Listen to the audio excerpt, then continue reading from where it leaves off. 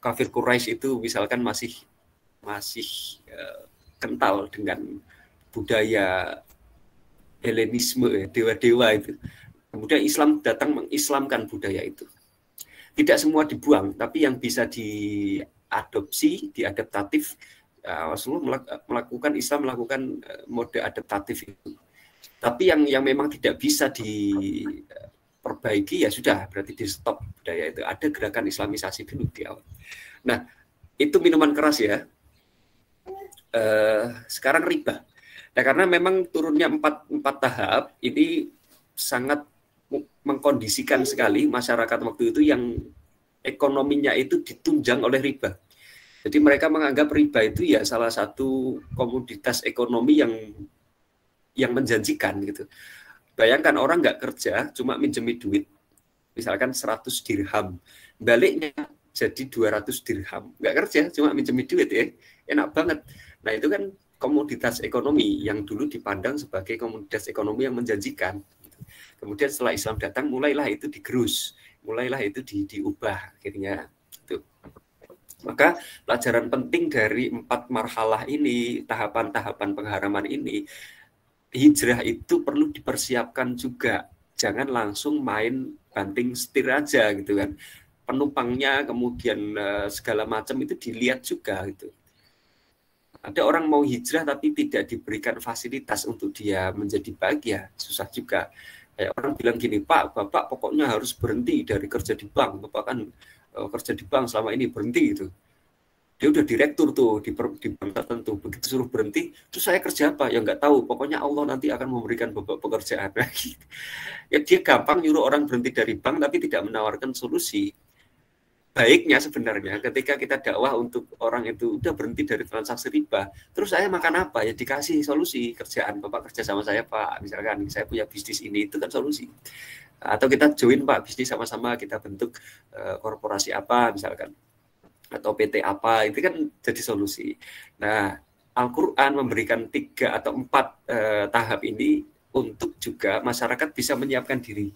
Sehingga solusinya nanti apa nih? Kalau dulu saya kerjanya di bidang riba, terus sekarang riba diharamkan, maka saya harus ini punya rencana ini, punya renstra ya, rencana strategis ke depan. Kira-kira saya mau kerja apa itu disiapkan di situ. Baik, ini saya ambilkan dari Wahbah Zuhaili ya. Beliau punya tafsir Al-Munir namanya. Tafsir Al-Munir ini ada di Perpus Pascasarjana, tafsirnya asli bahasa Arab. Saya belum ketemu di Perpus Pusat ya, nggak tahu di sebelah mana itu kok saya cari-cari belum ketemu. Kayaknya di lantai atas itu, yang paling atas kayaknya ada di situ. Harusnya sih ada di Perpus Pusat. Ini udah pernah ke Perpus belum nih teman-teman? Perpus Pusat UMS. Belum Pak. Belum aja belum Pak. Belum masuk ke kampus aja belum ya? Masuk ke kampus aja belum ya? Cari tempat makan yang enak di kampus aja belum tahu ya. Apalagi ke Perpus Pak, aduh nyicipi parkiran UMS aja belum gitu. Baik, mudah-mudahan segera berlalu pandemi, nanti bisa ke Perpus. Di Perpus banyak buku bagus, banyak buku yang oke punya, nanti bisa kita telaah bareng-bareng lah kalau ada waktu nanti gitu. Tapi jangan khawatir, saya selama pandemi ini meskipun tidak ke Perpus UMS, saya ke Perpus NAS, Perpus Nasional Indonesia. Itu kan ada aplikasinya tuh, enak itu, bisa kita download, pinjem ya, nanti bisa pinjem lagi yang lain, buku-buku bisa kita baca banyak selama pandemi. Nggak ada perpus fisik ya, ada perpus non fisik sekarang. Nah itu Al-Munir ya, ini punyanya Wahbah Zuhaili, itu ada beberapa tahapan. Ayat pertama ini di surat Ar-Rum ayat 39. Saya baca ya. A'udzubillahi minasyaitonirrajim wa ma ataitum min riba liyarbu fi amwalin nasi fala yarbu 'indallahi. Ayatnya singkat nih. Tahap pertama. Coba kita lihat maknanya. Wa ma ataitum, dan apa yang kamu berikan, min riba, dari sesuatu riba. Ini terjemahannya dibalik nih. Harusnya kan wa ma ataitum min riba. Harusnya apa yang kamu berikan, ini ditaruh di awal, min riba, dari riba, Tapi terjemahannya dan sesuatu riba yang kamu berikan itu tidak masalah. Artinya terjemahan ini tidak terjemahan harfiah ya, tapi terjemahan lebih fleksibel, lebih enak dicerna. Tidak apa-apa. Yang penting maknanya tidak bergeser, tidak terdistorsi jauh. Apa-apa yang kita kasih kepada orang berupa tambahan, riba di sini maknanya tambahan ya. Ini riba ini dimaknai sebagai pemaknaan bahasa tambahan. Liyarbu fi amwalin nasi, supaya apa? Bertambah pada harta manusia. Fala yarbu indallahi, maka ketahuilah tambahan itu tidak menambah apa-apa di sisi Allah. Nah, maksud ayat ini gimana? Jadi dulu orang-orang Arab jahiliyah itu punya kebiasaan. Kalau mereka transaksi, mereka pakai uang tambahan. Gitu. Jadi misalkan ada dua pembeli yang ingin membeli satu barang, lagi tawar-tawaran, kayak model apa ya? Kayak model tender apa lelang gitu ya. Jadi jual ke saya aja, nanti saya kasih kamu uang tambahan. Nah gitu. Jual ke saya nanti saya kasih kamu ini, saya kasih kamu itu. Jangan jual ke dia. Nah gitu. Jadi modelnya seperti itu. Kasih uang tambahan di dalam transaksi untuk memikat penjual. Supaya penjual itu memberikan dagangannya ke dia. Atau dia memberikan uang atau benda atau apapun cuma-cuma kepada seseorang agar orang tersebut suatu ketika ngasih kita juga uang gitu. Ngasih orang itu juga uang. Misalkan ini ada, saya punya uang 1 dinar, tiba-tiba saya kasih ke orang tertentu. Bukan buat infak, bukan buat sedekah, tapi saya punya motif. Saya kasih ke uang ke dia, nanti mudah-mudahan dia ngasih uang saya gitu. Dia ngasih sesuatu yang saya pengen itu ke saya gitu. Jadi orang-orang jahiliyah dulu sering memberikan harta atau benda atau apapun itu kepada orang tertentu supaya orang-orang itu memberikan timbal balik kepada orang yang ngasih duit tadi. Nah, maka ini dikasih catatan nih sama Allah. Fala yarbu indallahi, maka pemberian seperti itu tidak menambah apa-apa di sisi Allah. Karena dia pemberian yang punya motif ekonomi. Yang harusnya itu bisa menjadi infak, bisa menjadi sedekah, bisa jadi hibah, bisa jadi apapun itu yang baik. Tapi dia selalu mengejar profit dari pemberian yang diberikan kepada orang lain gitu. Nah ini kan banyak ya di Indonesia, banyak kayak model suap itu juga hampir sama dengan ini kan. Saya kasih Pak segini, nanti tolong saya dipermudah gini gitu kan. Bikin SIM itu saya bikin SIM aja ditembak polisi, bukan saya yang nembak tapi saya ditembak. Bapak harus bikin SIM harus pakai duit segini, kalau nggak pakai duit tambahan nggak dapat SIM ya gitu. Dipaksa gitu. Nah oknum ya, tidak semua oknum gitu. Itu termasuk riba Pak ya berarti? Nah itu model ayat ini nih, model ayat Ar-Rum 39 nih gitu. Itu nanti di dalam lebih pasnya itu nanti masuk di dalam pembahasan kita yang agak terakhir nanti, suap dan korupsi. Nanti kita bahas terakhir tuh. Nah, gimana tuh kita, tapi ada orang-orang yang melihat itu tidak suap. Nah, kenapa? Itu membeli. Jadi SIM-nya itu beli SIM. Bukan tes SIM tapi beli SIM. Jadi dia tidak menganggap SIM-nya itu sebagai hadiah. Dulu nggak apa-apa, halal. Saya kan beli SIM-nya. Nah, nanti banyak pendapat, nanti kita bahas terakhir deh di pembahasan suap dan korupsi. Nah kayak gitu, jadi banyak orang ngasih tapi dia tendensius. Orang ngasih gula teh kepada dosen supaya nanti skripsinya gampang kalau sidang. Waduh Pak, dibawain gula, dibawain teh, dibawain jambu, dibawain mangga mentah, dibawain kates mengkel buat masak ibunya di rumah. Nah supaya nanti skripsinya gampang. Nah, berdosa nggak begitu, Pak? Berdosa nggak itu? Nanti kita tanya sama yang presentasi di bab suap dan gratifikasi. Supaya tetap jadi misteri ini ya. Supaya tetap jadi misteri. Nah, ayat ini nih kita lihat dulu. Jadi riba yang pertama, tahapan pertama, Allah ngasih informasi. Riba, tambahan yang kalian kasih. Riba di sini bukan tambahan nilai pokok utang ya, tidak. Tapi tambahan bermotif. Jadi orang itu ngasih dengan motif tertentu. Itu yang kalian kasih karena tendensius itu tidak akan jadi pahala di sisi Allah gitu. Karena kalian ngasihnya tendensius. Itu anaknya. Anak saya. Ngasihnya tendensius. Nah, ini maka tidak jadi pahala di sisi Allah gitu. Baik, itu ya. Ini riba yang pertama. Jadi riba di sini cuma informasi bahwa tambahan yang dikasih tidak pada tempatnya itu tidak baik di sisi Allah. Dipandang Allah tidak baik. Tambahan yang tidak diberikan pada tempatnya tidak menjadi sesuatu yang baik di sisi Allah. Tambahan apapun itu, masih umum ya. Ini ayat pertama ini turun di Mekah. Ini menjadi tamhid. Tamhid itu apa? Tamhid itu permulaan, muqaddimah, awal. Diharamkan riba sebagai riba yang rinci nanti. Ini kan riba secara umum, tambahan. Oke, sudah disindir di ayat ini, sudah disindir di ayat 39 Rum, kemudian turun lagi tahap kedua. Nah, ini lebih sindirannya mulai kenceng lagi nih. Ini di surat An-Nisa 160 161 ini harusnya ada satunya nih, 161 gitu. Dan maknanya juga nggak lengkap. Oke, kita lihat di sini aja. Sini aja. Saya minta satu orang membaca. Ada yang mau membaca?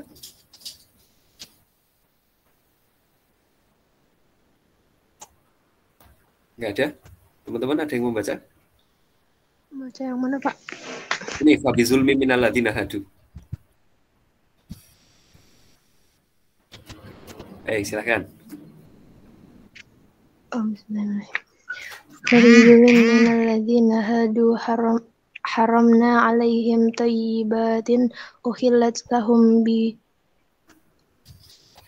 wa bi saddihim an sabilillahi katsiran.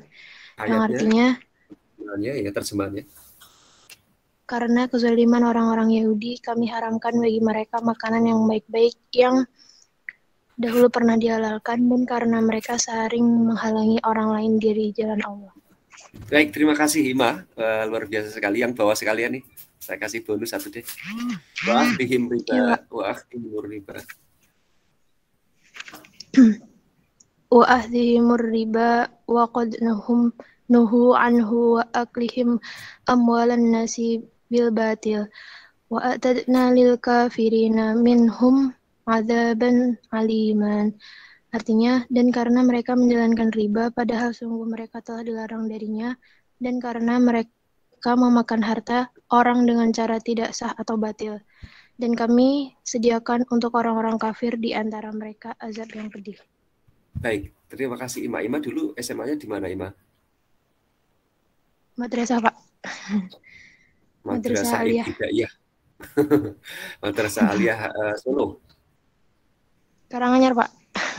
Karanganyar, oh ya, terima kasih Ima. Baik, terima kasih itu sudah dibaca tadi. Fabi zulmim minal ladina hadu, fa ada huruf fa di sini.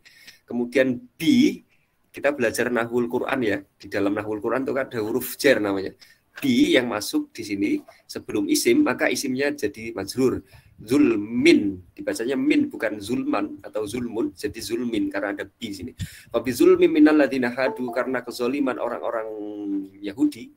Karena kezaliman orang-orang Yahudi, hadu itu bukan orang yang dapat hidayah, tapi orang-orang Yahudi. Haramna alaihim thayyibat, maka kami haramkan kepada mereka thayyibat. Hal-hal yang baik, makanan-makanan yang baik. Uhillat lahum, yang dulu pernah dihalalkan untuk mereka.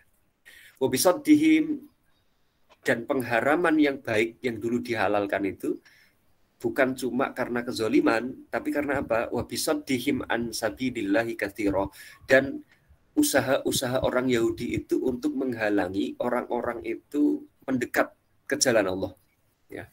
Ngalang-ngalangi orang untuk ngaji, ngalang-ngalangi orang untuk dapat hidayah, nutup-nutupi kebaikan, nutup-nutupi fakta. Karena karakter orang Yahudi ini dari dulu gitu. Orang Yahudi ini tahu sebenarnya ada nabi terakhir namanya Ahmad atau Muhammad di kitab sucinya. Tapi mereka nggak mau beriman sama Nabi Muhammad. Karena apa? Karena mereka mau Nabi itu dari bangsa Yahudi, Bani Israel. nggak terima kalau Nabi itu diutus dari bangsa Arab, Quraisy. Nggak terima mereka. Ya udahlah, nggak usah beriman sama Muhammad. Kita kufur ya, kita kafir. Nah, mereka tahu faktanya, mereka tahu ilmunya, tapi nutup-nutupi fakta, gitu ya. Juga menghalang-halangi orang untuk menuju kepada Nabi Muhammad. Kayak dulu kejadian di Madinah waktu Rasulullah hijrah ke Madinah, itu banyak komunitas Yahudi di Madinah. Ada beberapa orang Yahudi itu yang usil, nakal. Jadi dia selalu menghujat Nabi Muhammad itu di belakang. Ada orang mau datang ke masjid, ada orang mau datang ke rumahnya Kanjeng Nabi, mau konsultasi sesuatu, dia halang-halangi. Nggak usah ke Nabi itu, nggak usah ke Nabi. Kamu kayak gini aja konsultasi sama Muhammad, saya bisa nangani kasus kayak gini gitu. Jadi dia modelnya menghalang-halangi orang untuk menuju sabilillah, jalannya Allah. Ya, ini karakter orang Yahudi. Nah, jadi karena tingkah pola mereka ini dan karena kezaliman mereka ini, mereka dapat akibat apa? Haramna alaihim thayyibat uhillat lahum. Mereka diharamkan apa-apa yang sebelumnya dihalalkan gitu. Kita halal makan tempe karena kita zolim, kemudian Allah turunkan ayat hurima alaikum tempe, diharamkan bagi kalian tempe. Kayak gitu. Orang Yahudi diharamkan bagi mereka apa-apa yang halal untuk mereka. Jadi semakin sempit, semakin sempit agamanya karena kezoliman mereka. Nah, zolim di sini teman-teman sekalian, zolim ini artinya kalau di dalam bahasa Arab wadha asya laisa fi makaniha, jadi meletakkan sesuatu itu tidak pada tempatnya, itu namanya zolim. Kita naruh laptop di kompor itu zolim, enggak pada tempatnya. Kita naruh kitab buku itu di kamar mandi, zolim. Kita naruh keranjang sampah di atas tempat tidur, kan zolim, tidak pada tempatnya. Kita naruh otak ya di sini, harusnya di kepala, kita taruh di dengkul, itu juga zolim. Orang berpikir kok pakai dengkul, nggak boleh kayak gitu. Lawan dari zolim itu adil, jadi meletakkan sesuatu pada tempatnya. Sawah yang harusnya ditanami padi, yang harusnya dikasih tumbuh-tumbuhan, ya kan, itu kemudian kok ditanami beton, ditanami batu bata, ditanami cakar ayam, besi gitu sebagai tempat wisata, zolim nggak itu? Hutan lindung itu di Kalimantan, di Sumatera ya, yang harusnya ditanami pohon-pohon besar konservatif ya untuk menyerap air, menyerap emisi karbon, dibabati semua, ditanami sawit misalkan. Hanya karena apa loh? Kalau ditanami kayu nanti panennya lama gitu kan. Terus juga nanti nggak produktif. Gitu. Tanami sawit setiap bulan bisa jadi duit gitu kan. Padahal itu nanti jadi bahaya. Hutan di Papua yang dia hutan itu buat nanam sagu, ya masyarakatnya nanam sagu, hutannya sagunya dibabati, disuruh nanam padi misalkan, padahal tanahnya tidak cocok. Maaf ya, saya sama anak saya. Jadi tanahnya tidak cocok, padahal orang-orang juga tidak makan padi. Itu kan jadi zolim gitu. Maka Fir'aun itu dinamakan tohut. Kezoliman paling besar itu Fir'aun. Karena apa? Dia mendaku dirinya sebagai Tuhan, sebagai ilah. Anak ilah hukum, a'la, saya adalah sesembahan kalian yang paling tinggi, kata Fir'aun. Maka Allah tenggelamkan dia karena dia berbuat zolim, meletakkan sesuatu tidak pada tempatnya. Dia manusia kok ngakunya Tuhan, dia manusia kok ngakunya sesembahan. Nah, maka syirik itu adalah kezoliman paling besar. Allah paling nggak senang tuh, paling murka sama orang yang berbuat syirik gitu ya, yang berbuat syirik. Fabidzulmi minal ladina hadu harramna alaihim thayyibat. Nah, teman-teman sekalian, thayyibat ini adalah karakteristik cara kita mengkonsumsi barang. Kita sebagai seorang muslim, seorang yang beriman kepada Allah, pada Al-Quran, pada Rasulullah, pada segala macam yang diturunkan Allah, itu perlu punya standar ini. Jadi kalau kita makan itu tidak cuma yang halal, tapi juga harus thayyib. Supermi itu halal nggak tuh? Supermi. Halal nggak? Halal, Pak. Halal ya, ada label halalnya kok. Halal ya. Tapi kalau makan supermi setiap hari, sehari 5 kali, toyib nggak tuh? Tidak. Nggak toyib. Tidak. Ya, jadi generasi micin nanti, kebanyakan micin kan. Nah, maka itu perlu kita makan itu yang halal juga toyib. Yang halal juga toyib. Udah halal, baik, bagus gitu. Lupa, Sekarang kan ada mie yang nggak pakai itu Pak, yang sehat, lemonilo. Lemonilo itu sehat juga, kalau dimakan sehari 3 kali itu juga nggak bagus juga gimana pun keadaannya. Nah, maka teman-teman mahasiswa, terutama ini loh, terutama teman mahasiswa, cara makannya itu yang halal dan thayyib, ya kan, yang halal. Kalau lagi pas nanti ngekos di UMS, makannya yang bagus-bagus lah, jangan makan gorengan mulu tiap hari, jangan makan boba terus. Gitu. Makannya harus thayyib, yang bergizi gitu ya, gizi yang baik.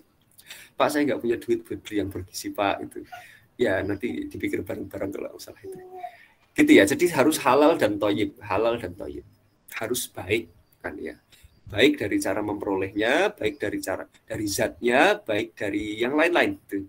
Jadi nggak cukup halal aja. Grade makanan itu kalau cuma halal itu ya pendasar banget itu, yang penting ada label halalnya. Kalau sudah itu kita perlu naikkan grade-nya. Kalau sudah halal harus thayyib. Makanya kan halalan thayyibah gitu. Ya, thayyibahnya ini jarang kita pakai.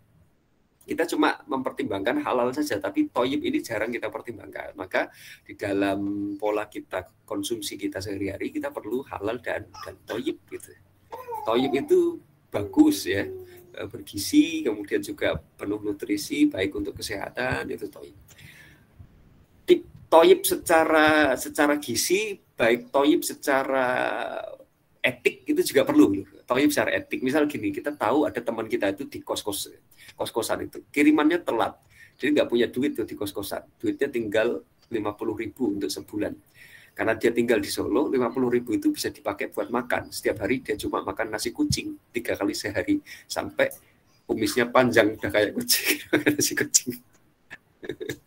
Sehari 3 kali makan nasi kucing itu. Bahkan makanan kucing lebih mahal daripada makanan dia. Nah, kita tahu teman kita lagi susah kayak gitu. Kemudian kita main ke restoran agak mewah lah di Solo. Misalkan apa yang lagi booming nih di Solo ya. Restorannya bakso Acineng Sabil. Waduh, endorse nih. Atau Dapur Solo, misalkan main ke Solo, Dapur Solo, kita lagi makan di situ tuh. Kemudian kita foto untuk makan, kita kirim sengaja ke teman kita. Afan akhi, saya lagi di Dapur Solo nih, gitu, lagi makan garang asem Dapur Solo, gitu. Semoga antum diberi kesehatan di tempat kos, gitu. Itu secara zat makanannya halal thayyib itu, ya kan? Nah, nggak masalah, halal dia, thayyib juga, garang asem kok. Tapi tidak thayyib secara etika. Dia mengirimkan makanan itu ke orang-orang yang kita tahu orang itu sedang butuh makanan itu, dan tidak bisa untuk memperoleh makanan sebagaimana kita makan. Orang udah nikah gitu kan, punya istri, jalan-jalan gandeng istri kemana-mana. Teman kita masih jomblo, gandengan istri kita itu, tangan istri kita sama tangan kita dipoto. Mohon maaf akhi, semoga antum sakinah bersama ibu kos di kos-kosan. Itu kan tidak baik secara etika. Jadi dalam prinsip bisnis Islam itu pertimbangannya 2 yang paling fundament. Yang pertama halal transaksi itu, kemudian dia juga thayyib, baik thayyib secara zat maupun secara etik. Baik, kita lanjutkan.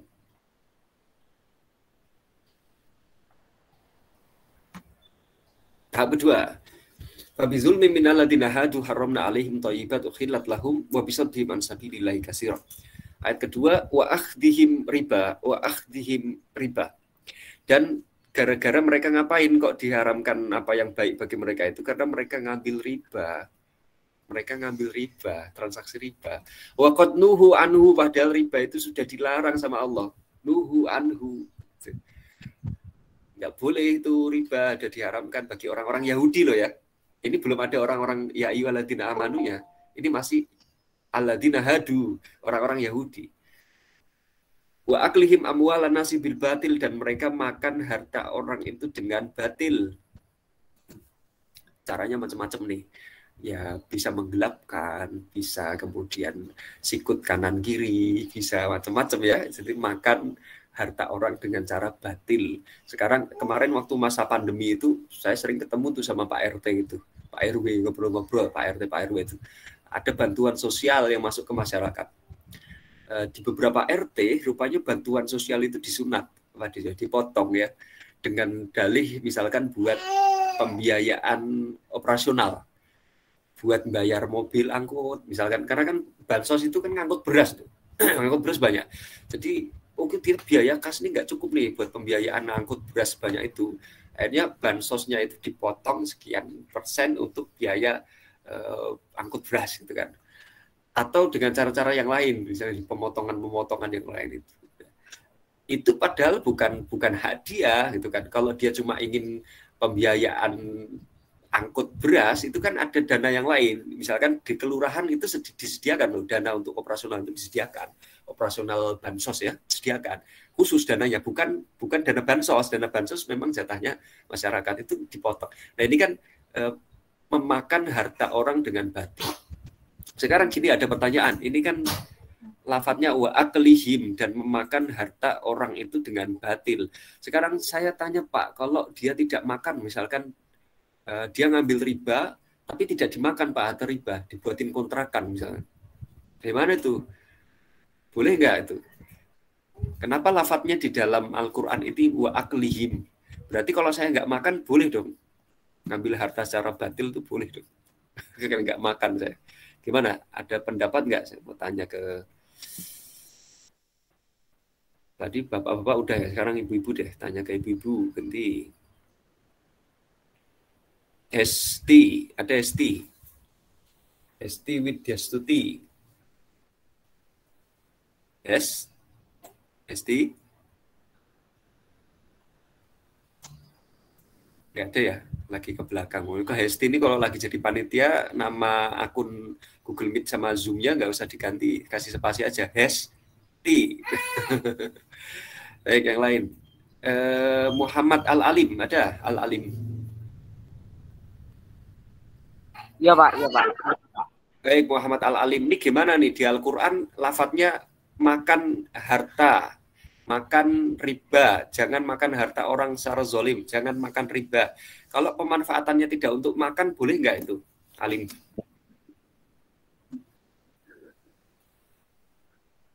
Iya tidak lah Pak, kan sudah jelas riba itu tidak boleh. Tapi kan lafadznya makan itu. Kalau nggak saya makan, tapi saya bikinin kontrakan misalkan, atau saya bikinin laundry. Gimana tuh?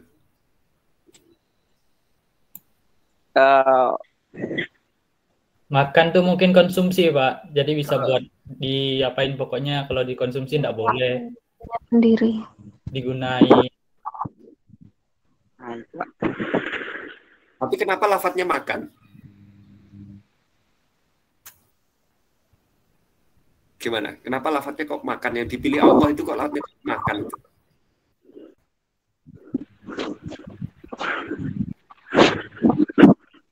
Tanyong lu Pak. Gimana? Pemanfaatan paling besar terhadap harta itu untuk apa? Makan.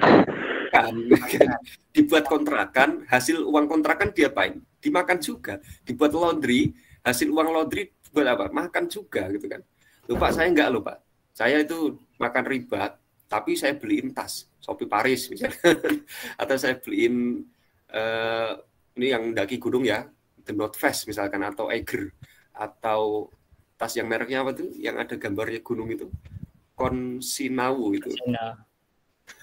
Consinau gitu, tas Consinau. Nah, itu kan saya nggak makan itu, tapi saya beliin tas Pak, gimana?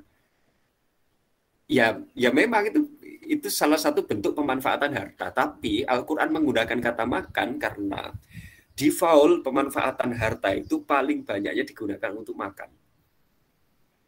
Meskipun Al-Quran ada juga nanti menggunakan wa akhdihim ar-riba gitu, dan mereka mengambil riba. Ada lafaz yang lain loh selain makan, mengambil riba gitu kan. Jadi tidak hanya makan, jadi bisa dalam bentuk yang lain. Cuman kenapa kok kita tidak boleh di dalam Al-Quran memakan harta anak yatim, tidak boleh memakan riba, tidak boleh memakan harta secara zalim. Nah, itu kan memakan semua lafadznya. Nah, ini karena memang penggunaan dasar, penggunaan paling umum dilakukan untuk harta itu adalah memakan harta tersebut. Baik, kita lanjut dulu sampai mana tadi? Wa aklihim amwalan nasi bil batil, dan mereka makan amwal itu harta ya, baik uang, baik benda, buah-buahan, hasil panen itu amwal. Wa a'tadna lil kafirina minhum adzaban alima, kami siapkan untuk kafirin, orang-orang kafir, minhum dari mereka, ini orang-orang Yahudi nih. Adzaban alima, azab yang pedih. Baik, ayat kedua ini yang turun setelah ayat pertama kan cuma riba secara umum ya, segala macam tambahan itu tidak baik kalau dimotifkan untuk tidak mengharapkan ridho Allah. Tapi yang kedua, Allah ngasih kabar bahwa dulu orang Yahudi itu punya kasus kayak gini. Jadi mereka gara-gara makan riba, padahal riba itu sudah dilarang bagi mereka orang Yahudi.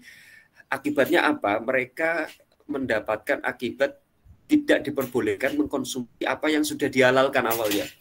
Diralat itu akhirnya sekarang kamu nggak boleh makan ini karena kamu sudah melanggar ketentuan Allah berupa makan riba, padahal riba itu dilarang. Ini kan ayatnya bukan untuk orang Islam ini, tapi untuk orang Yahudi. Jadi hukum kaum-kaum terdahulu. Jadi kabar tentang keadaan orang-orang terdahulu sebelum Islam datang. Belum ada penegasan bahwa riba itu nuhu anil mukminin, tapi anhunya ini kembali ke Yahud gitu. Jadi dilarang untuk orang-orang Yahudi, bukan anhunya kembali ke orang-orang mukmin. Gak ada kata orang-orang mukmin di sini. Jadi masih info, sekilas info. Jadi orang-orang yang menerima ayat ini akan mulai berpikir, oh dulu itu riba diharamkan loh. Dulu itu riba diharamkan loh. Akibatnya bisa kayak gini loh gitu. Mulai berpikir orang-orang. Setelah ayat kedua, turunlah ayat ketiga. Nah, di sini udah mulai kenceng nih pengharamannya riba. Ya ayyuhalladzina amanu, kita lihat, wahai orang-orang yang beriman. Nah, ditujukannya sudah alladzina amanu loh, orang-orang yang beriman, berarti sudah mulai mengerucut ini orang-orang yang beriman. La ta'kulur riba, jangan kalian makan riba. Nah, sudah mulai ini, berarti berhenti. Sudah dikasih peringatan 1, peringatan 2, ketiga berhenti dari makan riba. La ta'kulu ar-riba, jangan kalian makan riba. La di dalam bahasa Arab itu mengidentifikasikan hukum larangan. Jadi kalau ada larangan di dalam Al-Quran, berarti larangan itu membawa implikasi hukum kepada sebuah kewajiban. Ya. Kalau ada larangan dalam Al-Quran berarti, kalau ada larangan di dalam Al-Quran berarti itu keharaman, bukan kewajiban ya, tadi kok kewajiban. Jadi setiap kata larangan di dalam Al-Quran, hukum asalnya adalah haram untuk dilakukan. Misalkan, la taqtulun nafs, jangan kalian membunuh orang lain atau membunuh jiwa, baik itu jiwa orang maupun jiwa kalian sendiri. Larangan untuk bunuh diri, berarti larangan di situ berimplikasi kepada hukum haram, ya kan? La ta'kulur riba, jangan kalian makan riba, berarti riba itu haram. Tapi di sini ada tambahan ya, adha'afa mudha'afah, yang berlipat ganda. Jadi jangan kalian makan riba yang berlipat ganda. Kemarin sudah ya di video yang saya share kemarin tentang pembahasan riba yang berlipat ganda. Itu maksudnya apa? Sifatnya, Pak. Betul sekali. Ini sifat maksudnya. Jadi saya ini gambar ke. Ini bukan syarat dari riba. Jadi kalau misalkan saya bilang saya makan sate kelinci yang kelincinya itu lompat-lompat.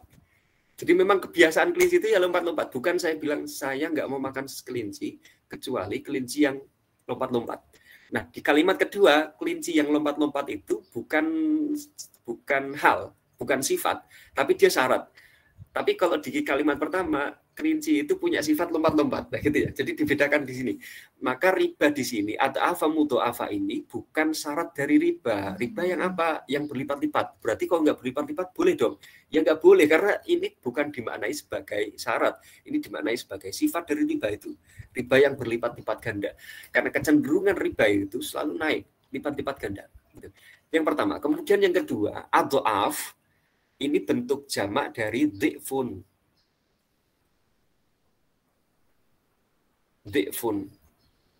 Dhi'fun itu kalau dalam bahasa Arab maknanya 3. Ya kan? Jadi jamak bentuk 1 itu namanya mufrad kalau di dalam ilmu nahwu ya. 2 itu musanna. 3 itu jamak. Nah, jamak dhi'fun itu jamak artinya 3. Adha'af itu doublenya dari dhi'fun, berarti 3 kali 2. Berarti berapa tuh duit? Jadi 6 ya? 6, jadi 6. Nah, sekarang masuk akal nggak ada riba yang pelipat gandaan riba itu 6 kali. Berarti kalau di persentase ini jadi 600% nih. 600%. Teman-teman pernah tahu nggak di lembaga keuangan manapun di Indonesia ada lembaga keuangan yang mensyaratkan bunganya itu sampai 600%? Ada nggak? Nggak ada. Nggak ada. Itu udah gimana itu ya? Kayak udah gila itu, sampai gila betul itu. 600% itu besar sekali loh. Pinjaman online yang OJK itu aja 24%. 24% sebulan. Lah ini kok sampai 600%? Mana ada orang mau minjem duit? Ya, bunganya 600%. Ini kan nggak real. Berarti kalau ini dimaknai sebagai syarat pelipat gandaan, ini tidak terjadi. 600% tidak seperti itu, tidak nalar ini. Berarti ini bukan syarat dari riba, tapi ini adalah hal atau keadaan riba itu yang dia memiliki potensi untuk terus berlipat-lipat ganda gitu. Atau apa. Ini banyak disalahpahami ya. Nanti teman-teman ketika ketemu diskusi di luar, misalkan ada orang yang menghalalkan riba, boleh kok riba itu kok. Kalau nggak banyak-banyak boleh. Karena ayatnya kalau tidak berlipat ganda boleh. Ini kan di sini la ta'kulu riba atau apa. Jangan makan riba berlipat ganda. Berarti kalau cuma sesekali, ya kan, 0,sekian% bunganya boleh dong Pak. Ya boleh, ini kan ayatnya gitu bunyinya. Nah ini pemahaman yang tidak betul, pemahaman yang tidak pas. Ya, karena afa ini para ulama menafsirkan baik secara bahasa ya dikfun tadi atau secara konteks yang lain dia dimaknai sebagai hal atau sifat dari riba, bukan sebagai syarat itu. Wattaqullah, bertakwalah kalian kepada Allah la'allakum tuflihuna, agar kalian beruntung, baik beruntung di dunia maupun beruntung di akhirat. Ini ayat kedua. Tahapannya sudah mulai keras nih. Jangan makan riba kalian itu. Orang-orang beriman. Kemudian, nah ini ada keterangan, pada tahapan ini Al-Quran mengharamkan jenis riba yang bersifat fahsi, sifat loh ini, bukan hal, bersifat fahsi. Fahsi itu berarti sifat dari riba itu fahas itu kotor, buruk. Karena dia punya kecenderungan udah zolim, berlipat ganda lagi kezolimannya itu. Yaitu apa? Riba jahiliyah yang berlipat ganda. Ya, berlipat ganda ini maksudnya sifatnya lipat ganda. Riba itu dulu memang jadi komoditas utama itu. Orang bahkan sekarang aja kayak gitu ya. Sekarang aja kayak gitu. Jadi orang nggak kerja cuma nganai duit, kalau bahasa di kampung saya itu nganai duit. Jadi dia modal uang segitu, kemudian dia nggak kerja tapi meres orang yang minjem. Ini yang bahaya. Kemudian yang terakhir. Nah, ini yang terakhir diimbangi dengan solusi. Kalau yang ini kan perkara larangan ya. Kemudian di sini ada solusi ini. Tahap keempat. Turun Al-Baqarah 278, 279. Ini ayat paling terkenal. Kalau nanti ada sebutkan ayat tentang riba, biasanya orang langsung mengarah ke ayat ini. Tapi kita coba kenalan sama ini ayat-ayat mukadimahnya sebelum ayat ini diturunkan. Tahap keempat. Ya ayyuhalladzina amanu, wahai wong kang padha iman. Wahai orang-orang beriman, ittaqullah. Bertakwalah kalian kepada Allah. Selalu begitu. Di atas disebutkan juga wattaqullah, bertakwalah kepada Allah. Ada anjuran takwa di sini. Yang ayat bawahnya ini juga ittaqullah, bertakwalah kepada Allah. Kenapa takwa itu selalu diiringkan di dalam ayat-ayat ini? Karena basis ekonomi syariah, basis keuangan, transaksi ekonomi di dalam Islam itu adalah takwa. Tidak semata-mata cari profit.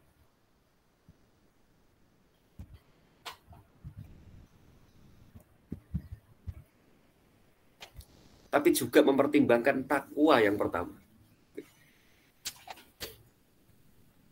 Dulu pernah saya masuk ke salah satu bank syariah. Kita diskusi. Waktu itu saya mau buka rekening karena harus dapat transferan dari kampus ya. Buka rekening tertentu untuk menampung dana transferan itu. Kemudian pegawai bank itu bilang ke saya, Pak, Bapak mau buka rekening apa? Wadiah atau mudorobah? Bedanya apa? Saya kan tanya gitu. Wadiah itu ya Bapak nitip ke bank. Nah, uangnya tidak diapa-apain kan kalau nitip. Saya bilang gitu. Ya enggak gitu Pak, artinya Bapak nitip maksudnya Bapak tidak dapat bagi hasil. Tapi uang saya diapa-apain enggak sama bank? Ya nanti tetap diputar Pak sebagai investasi. Loh, kalau di dalam hukum fikih namanya titip itu ya tidak diapa-apain. Saya titip barang itu barangnya tidak dimanfaatkan kalau saya titip. Tapi memang begitu Pak. Jadi kita titip uangnya tetap kita pakai untuk investasi. Loh, berarti saya naruh duit untuk investasi dong, bukan titip.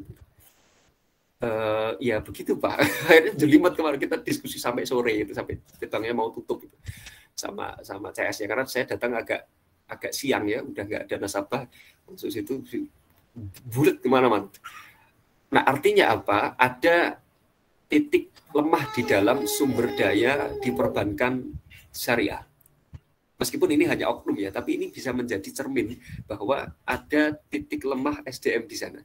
Baik titik lemah dari sisi pemahaman terhadap hukum-hukum syariat maupun titik lemah di dalam etika pelayanan.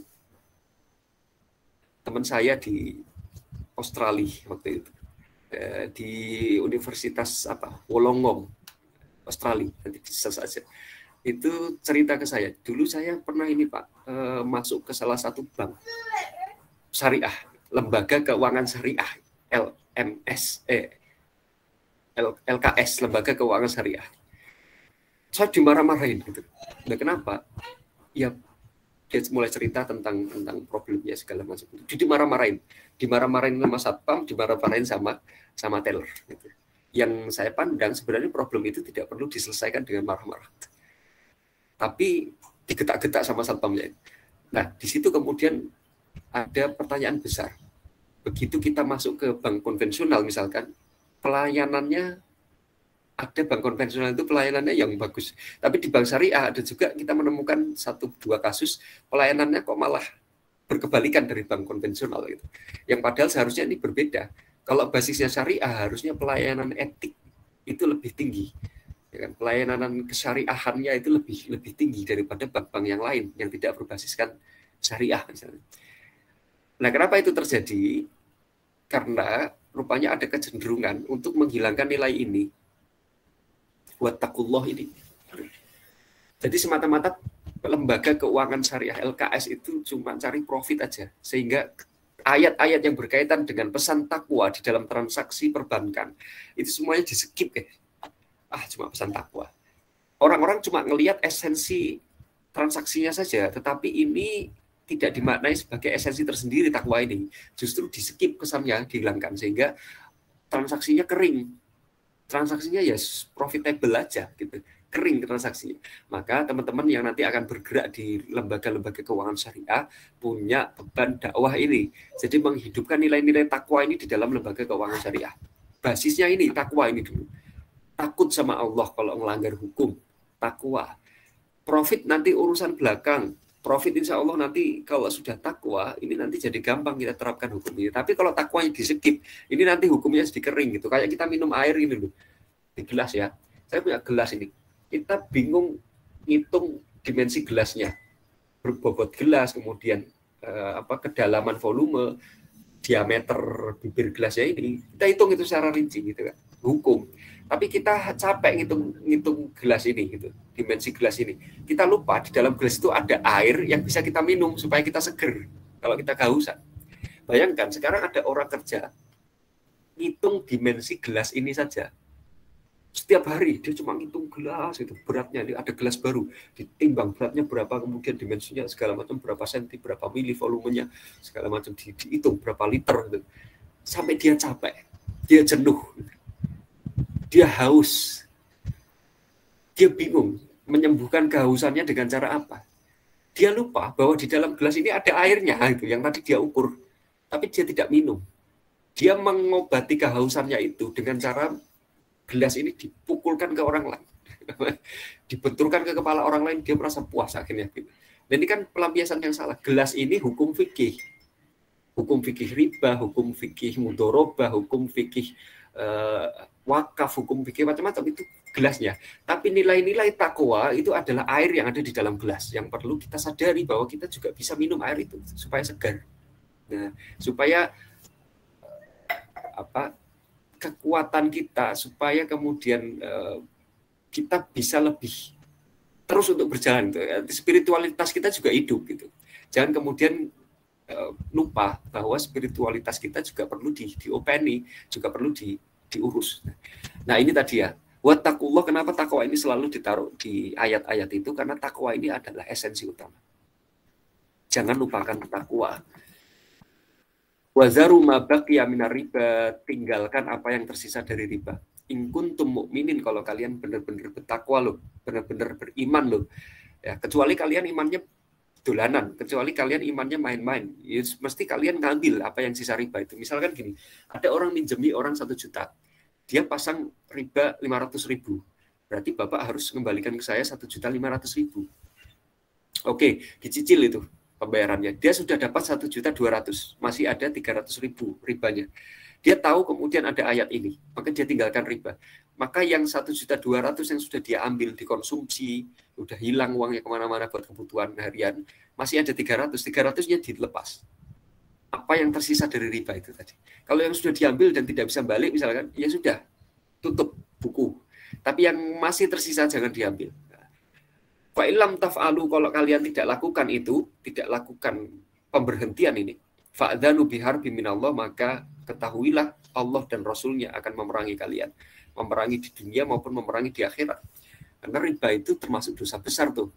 Nanti teman-teman kalau membaca bagaimana besarnya riba, ada yang hadis mengatakan lebih hina daripada, mohon maaf, menzinai ibunya sendiri misalkan, ataupun banyak hadis yang mengecam riba sebagai dosa besar. Dan orang kalau mati meninggal dalam keadaan dia masih genggam uang riba itu, dia mati dalam keadaan dosa besar, nggak main-main loh. Dia masih melakukan transaksi riba dengan sadar, dengan tahu bahwa ini transaksi yang dilarang tapi dia tetap lakukan, maka ini dosa besar. Itu sama dengan orang mati dalam keadaan syirik, nyembah selain Allah, ya. Nyembah punden, ngasih saji, apa lagi itu, nyembah BPJS. Ada orang nyembah BPJS sekarang. Saya kalau nggak ada BPJS Pak, saya nggak bisa sembuh sakit saya. Dia lupa sama Allah, nyembahnya BPJS. Itu sama seperti orang kayak gitu. Jadi ini dosa yang serius nih riba. Wa in tubtum falakum ru'usu amwalikum, kalau kalian tobat maka kalian cukup mengambil ru'us amwal. Ru'us amwal itu pokok hutangnya. Sudah, ribanya jangan diambil. Cukup mengambil utangnya aja, pokok utangnya aja, ribanya nggak usah diambil. La tazlimuna wa la tuzlamun, kalian tidak boleh saling menzolimi satu sama lain. La tazlimun itu di sini dimaknai kamu tidak menganiaya, ini aktif ya.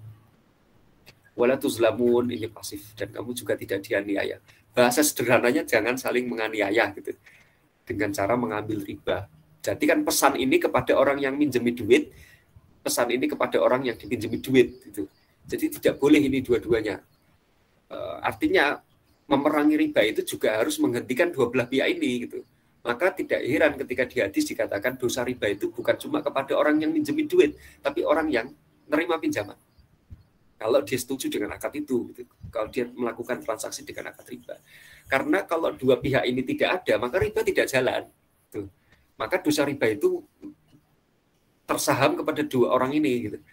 Kenapa kok dua Pak? Padahal yang makan riba itu yang minjemi duit, bukan yang pinjam duit itu. Harusnya yang pinjam nggak dapat dosanya loh. Kalau dia tidak pinjam dengan cara riba, orang yang ngutang itu juga tidak akan menjalankan riba. Karena dua-dua belah pihak ini saling melengkapi dalam hal riba. Lalu sekalian, riba ini berbahaya ya. Ini bisa mematikan ekonomi. Coba kita lihat ayat yang pertama tadi ini. Saya tertarik kembali ke sini nih. Wa ma ataitum min riba. Jadi kalau kalian memberikan riba tambahan, harusnya tambahan di sini itu tambahan yang sifatnya sosial. Harusnya. Tapi kemudian tambahan yang sifatnya sosial ini diformat menjadi tambahan yang bermotif ekonomi. Maka Allah nggak ridho kayak gitu. Falayar bu indallah. Maka Allah tidak menambahkan nilai itu di sisi Allah, nggak ada tambahan nilainya. Karena kalau kita pakai riba, ekonomi anjlok. Ya, misalkan gini, ini tambahan sedekah ya, infak misalnya. Infak. Bukan pakai P ya, infak, iuran paksa kayak kemarin. Infak, pakai kof ini harusnya. lah nggak apa-apa. Infak. Oh, kita infak ke orang, itu infak kita bisa berpengaruh kepada meningkatnya strata ekonomi suatu bangsa.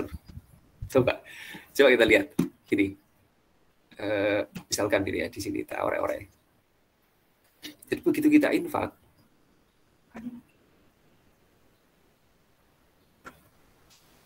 akibatnya apa? Orang kan punya duit, ya kan? Dapat duit dari kita.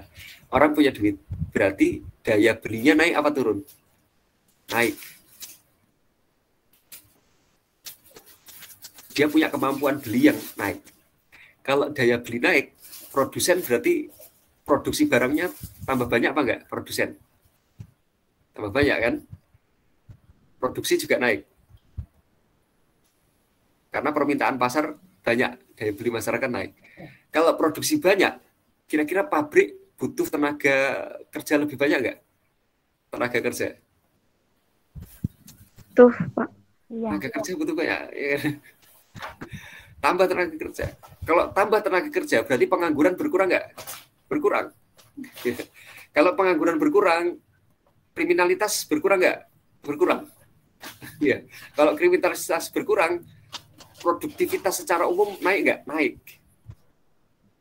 Keamanan naik, gitu. Kemakmuran naik. Dari infak ini saja. Ini rentetannya kayak gini. Gitu. Jadi kalau pemberian yang benar-benar itu seharusnya tidak diberikan secara komersil, secara sosial, altruis ya, orang yang memberikan secara sosial, itu efeknya ke ekonomi kayak gini, menaikkan rentetan ini. Tapi kalau begitu ini seharusnya diberikan secara sosial, tapi kalau ditekan, diubah formatnya menjadi motif-motif yang sifatnya komersil, maka ini ya tidak tercapai, ini susah. Nah, gitu. Ribet. Pak. Silakan. Ya. Kalau tadi Bapak bilang riba itu dapat menghancurkan ekonomi. Tapi sekarang buktinya segala pembangunan kemajuan di dunia saat ini tidak terlepas dari riba, Pak. Pembangunan, ada bank. Itu bagaimana, Pak? Ya. Solusinya pengganti bank. Oh iya, baik. Itu kayak kita ngelihat gini bahwa alam semesta itu, bumi itu semuanya indah. Ciptaan Allah itu semuanya indah sekali. Allah itu maha rohim, maha indah. Tapi kita tidak melihat di sisi yang lain. Misalkan di sana ada tsunami yang menggelegar, di sana ada gunung meletus, di sana ada banjir, ada gempa, ada retakan bumi, ada palung yang geser kemudian jadi gempa bawah laut yang mengakibatkan banyak korban di daratan dan lain. Jadi ada keseimbangan di sana. Perlu melihat dari dua sisi.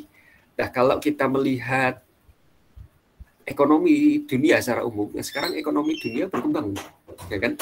Pembangunan di mana-mana, dari pinjaman asing, hibah IMF dan lain-lain, kita bisa membangun jalan tol, bisa membangun berbagai infrastruktur di daerah. Itu gimana itu? Nah, kita perlu melihat sisi yang lain dari pembangunan itu. Kalau pembangunan cuma digenjot secara infrastruktur, ini bukan pembangunan yang sifatnya kafah kalau di dalam Islam. Pembangunan kafah itu pembangunan infrastruktur dan juga pembangunan manusia secara kafah. Nah, kalau teman-teman melihat pembangunan sekarang banyak di mana-mana, padahal itu dari riba segala macam. Jangan lupa di sana juga ada, di setiap pembangunan itu ada gejolak. Yang entah kita tahu atau tidak, gejolak itu ada. Sebagai contoh kecil aja, contoh kecil. Di tempat saya ini ada pembangunan jalan tol Solo Jogja. Nah, ketika mau dibangun pembangunan jalan tol Solo Jogja itu nabrak pesantren yatim namanya Aitam, pesantren yatim. Itu pesantren dibongkar, dijedol semua, dipindah. Terus beberapa warga yang punya mata pencarian di sana dibongkar juga. Meskipun didapatkan ganti rugi di sana kan. Tapi ada penolakan dari beberapa warga sehingga jadi konflik antara pengembang dan warga dan lain-lain. Kemudian di tempat yang lain ada pembangunan pabrik. Begitu pabrik itu dibangun, ekonomi kan membaik, gitu kan. Tapi rupanya pabrik itu harus menembus harga yang lain. Ketika anak-anak desa yang masuk ke pabrik itu kemudian dalam tanda kutip terinfeksi, dalam tanda kutip ya Bu, kok terinfeksi kok agak kasar ya, terbawa budaya kota gitu. Sehingga dulu ketika ada orang lewat di pinggir orang tua, di depannya ada orang tua, tangannya itu ditaruh ke bawah gitu, sebagai sopan santun. Motor itu ketika ngelewat di depan, sampingnya ada orang tua pinggir jalan, motor itu lampunya dimatikan kalau malam, sehingga tidak menerangi orang di depan, atau bahkan dituntut. Nah, anak-anak desa yang masuk ke pabrik itu sekarang mulai tampak, orang tua mulai ngomong sana sini bahwa anaknya tidak lagi memiliki adab-adab itu, karena di pabrik mereka kerjanya ya monoton seperti itu gitu, tidak ngerti siang malam, ya, kemudian bergaul sama orang-orang dari kota, kena efek urbanisasi kota itu yang posisi mereka masih di desa. Nah, ini juga sisi lain dari pembangunan. Sisi lain lebih banyak. Dan juga kemiskinan semakin meningkat. Kemudian kita bisa melihat kok indeks perkembangan ekonomi dunia itu bisa kita lacak kok. Ada datanya itu ada. Kita bisa lihat di BPS, Badan Pusat Statistik misalkan. Atau kita bisa lihat di indeks negara-negara blok tertentu, misalkan itu ada situs-situsnya, itu bisa kita cek, kita lacak. Bertambah nggak sih indeksnya itu? Bertambah pembangunannya, bertambah juga nggak sih peningkatan sumber daya manusianya? Itu kan juga perlu kita lihat. Nah, untuk memberantas riba, sekali lagi ini berkaitan dengan pertanyaan tadi ya, tidak hanya berkaitan dengan pemberantasan bank konvensional. Ini pemikiran yang keliru juga.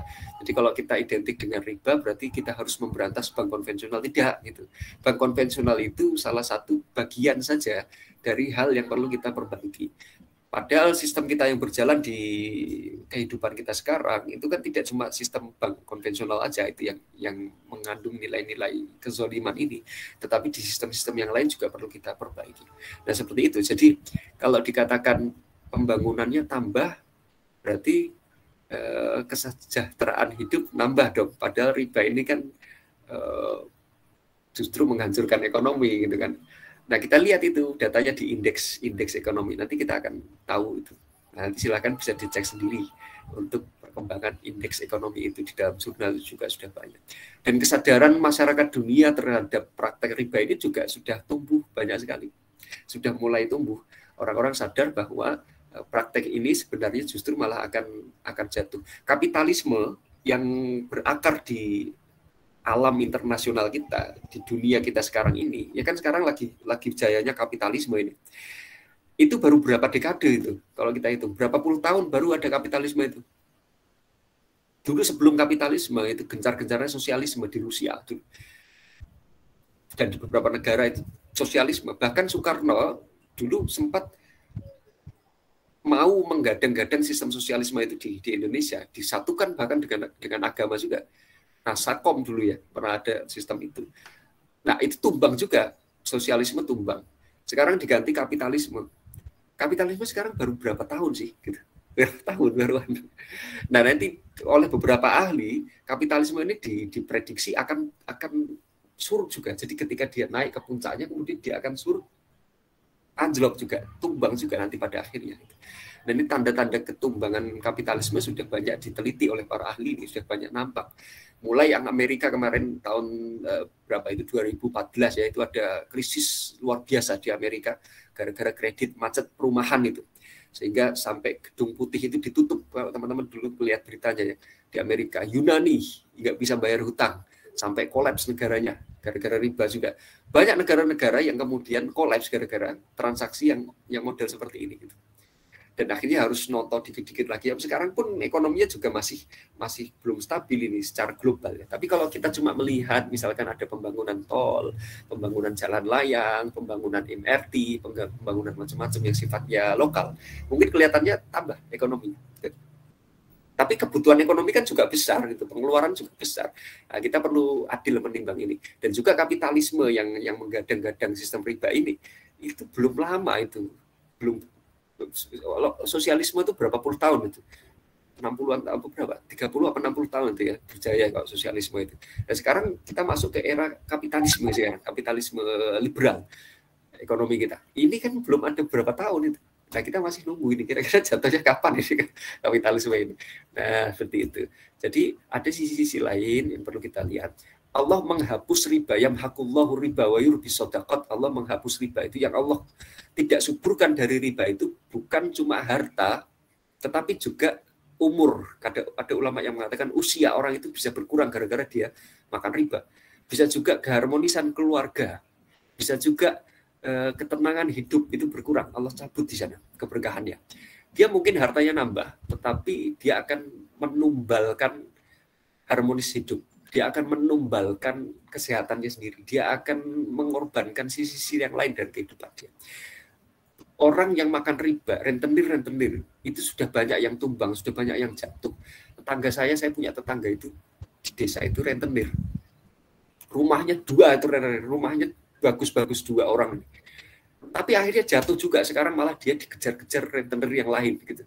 Gara-gara kerjaannya nganai duit, dia pinjam uang dari rentenir, dia sendiri jadi rentenir, uang yang dari dipinjemin ke orang lain, tumbang, rumahnya sekarang entah kemana dia lari gitu, dikejar-kejar sama. Nah, itu banyak kasus di masyarakat. Jadi artinya ketika melihat fenomena riba ini, kita perlu melihat secara holistik, perlu melihat secara dalam dan secara luas dalam hal ini, sehingga tidak ada timpang dalam fakta yang terjadi. Baik, seperti itu.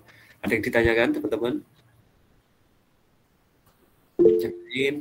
Ini masih pada pakai bank apa nih? Safi, silakan Safi. Izin bertanya Pak. Iya, silakan. Misal kita buka tabungan di bank konvensional, kan setiap bulan mendapatkan bunga dari tabungan yang kita taruh. Semakin nilai tabungannya banyak, pasti bunga yang didapat juga banyak. Apakah dalam pandangan Islam masuk ke riba atau bukan, Pak? Kalau Safi punya tabungannya konvensional apa bank syariah? Konvensional. Enggak punya bank jateng syariah, enggak ada buat bayar SPP biasanya? Enggak ada. Kenapa, Pak? Maaf, ada gangguan. Bank syariah enggak ada sama sekali. Belum bikin. Belum bikin ya. Baik, Pak. Nah, masalah bank ini masalah yang pertanyaan selalu muncul ketika kita membahas tentang riba. Sekali lagi saya tekankan, masalah bank konvensional ini bukan satu-satunya masalah riba yang perlu kita atas, itu bukan satu-satunya ini. Bukan cuma bank konvensional, tetapi kita dalam skop yang kita tidak mudah untuk menghindar dari situ. Gitu. Kita yakin nggak bahwa diri kita itu bisa 100% terhindar dari riba? Bisa nggak kita? Sulit, Pak. Sulit sekali. Sekarang coba Devina, ada Devina sini. Devina Febrianti. Dev? Ada Devina? Fahri, ada Fahri?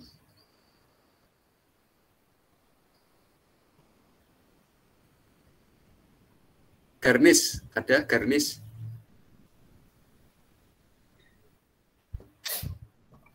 Nggak ada. Oke, pada istirahat. Mic-nya nggak bisa, Pak. Oh, ya udah, nggak apa-apa. Kita sulit loh menghindar dari bank. Safi misalkan. Safi yakin nggak kalau kita ini bisa menghindar dari riba 100%? Belum yakin, Pak. Tapi optimis nggak bisa menghindar dari itu? Optimis bisa. Optimis bisa ya, bisa. Misalkan ada orang gini, Pak, saya pakai bank syariah, semua bank saya bank syariah. Oke, sekarang Safi transaksinya pakai duit, ya kan? Duitnya kan rupiah ya, yang dipakai Safi ya. Rupiah kan. Nah, rupiah itu yang tanda tangan di rupiah itu siapa? Yang di uang Patimura itu, yang tanda tangan di uang rupiah itu siapa? Gubernur apa? Putih gubernur apa gitu? Uang Indonesia. Bank Indonesia, ya kan? Ada uang yang ditandatangani oleh Bank Indonesia, ada yang ditangani juga oleh Menteri Keuangan. Nah, Bank Indonesia itu konvensional apa syariah? Konvensional kan. Jadi kita mau menghindar kayak manapun, ketemu juga kita transaksi beli cilok, beli somai juga pakai duit Patimura, juga pakai duit yang ada tanda tangannya Bank Indonesia itu gitu. Sehingga untuk menghindar itu juga tidak mudah. Maka benar sabda Nabi yang mengatakan bahwa kalau nanti kalian akan datang suatu zaman yang kalian itu kalau tidak makan riba, kalian akan kena debu-debu riba. Debu-debunya kalian akan terciprat nanti, debu-debu itu. Nah, inilah kita kena debu-debu itu.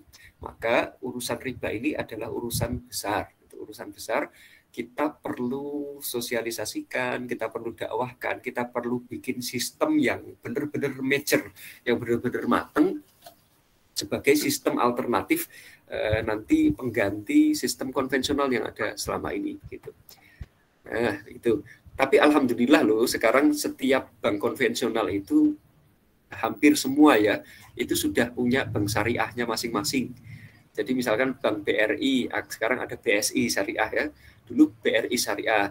Terus ada bank Danamon, misalkan punya bank Danamon syariah. Ada bank Mega, ada bank Mega syariah. Ada bank apa lagi tuh? BPD itu di daerah-daerah ada BPD syariah, gitu kan. Bank Jateng syariah. Ada sekarang. Jateng syariah itu ada juga. Tapi kritiknya munculnya gini teman-teman, kritiknya muncul gini, bank konvensional itu meja, dia punya laci banyak, dia punya badan usaha banyak.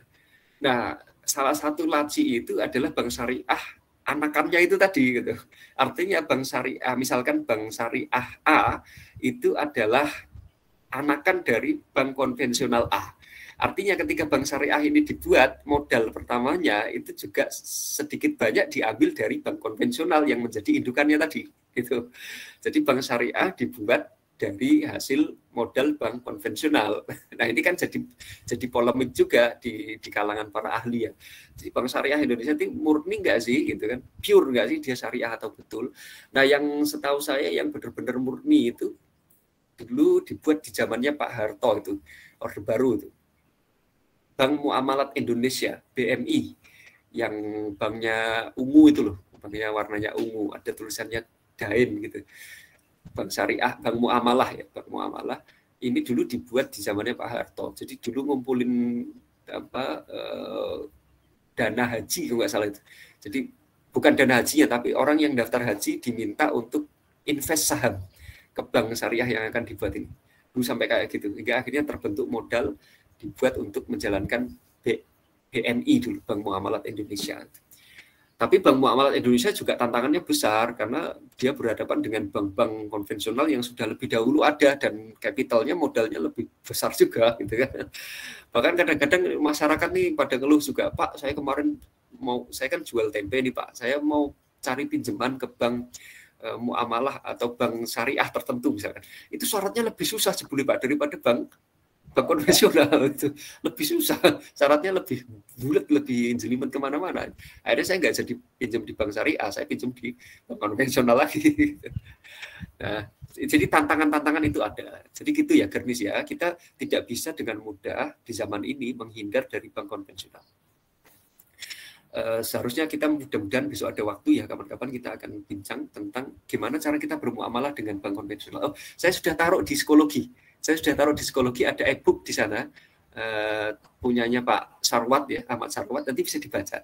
Bagaimana cara kita berinteraksi dengan bank konvensional, bermuamalah dengan bank konvensional. Ada e-booknya saya taruh di psikologi. Nanti sedikit banyak insya Allah bisa menjawab pertanyaan Safi juga. Saya menggarisbawahi saja bahwa kita memang sulit untuk itu. Tetapi teman-teman sekalian, jangan kita gembosi. Gembosi itu menurunkan semangat. Ketika ada bank-bank atau lembaga keuangan yang berbasis syariah, kemudian kita caci maki, kita turunkan, malah syariah cuma namanya aja, dalamnya juga masih sama riba, gitu. Dalamnya masih sama konvensional. DSN kan ada DSN ya Pak, Dewan Pengawas Nasional, Dewan Pengawas Syariahnya itu. DSN-nya nggak pernah diundang aja, diundang kalau rapat. Tapi produk-produk banknya dia tidak pernah tahu juga. Dikritik terus kayak gitu. Ya itu kritik. Kalau dipakai untuk membangun boleh, tapi kalau dipakai untuk mencaci maki, saya kira tidak seharusnya itu.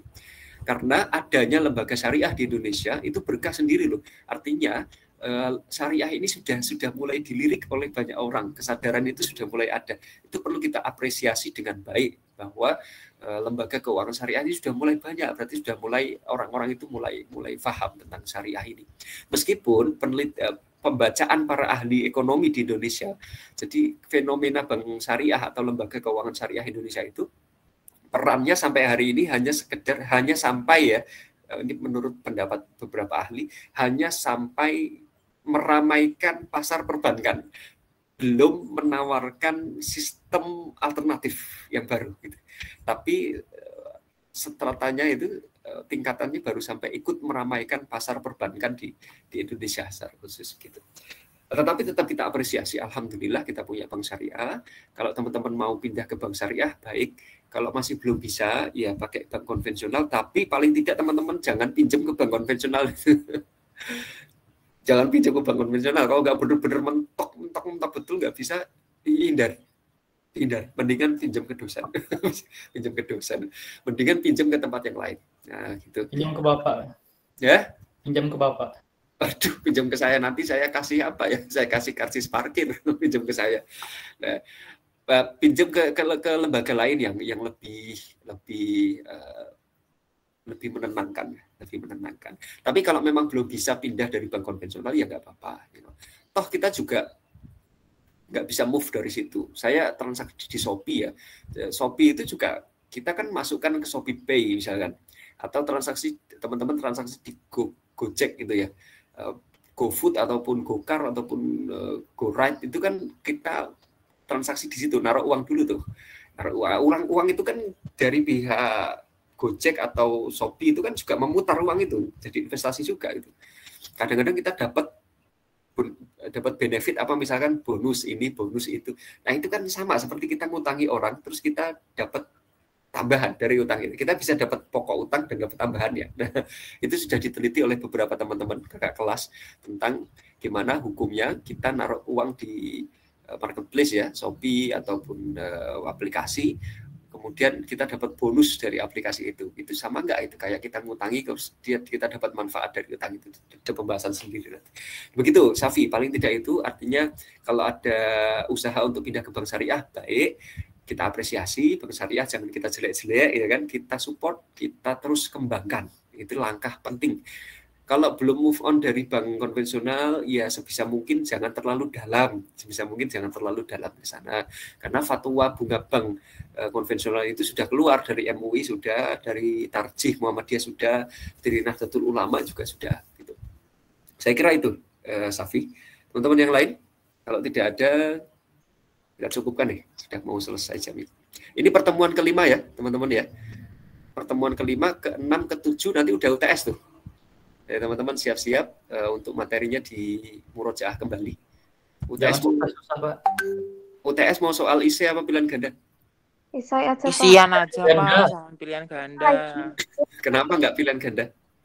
Skornya sedikit. Skornya susah, oke. Tapi kelas-kelas lain ada yang milih pilihan ganda aja, itu gimana? Saya aja yo, Pak, tenan. Saya, oh ya sudah. Iya.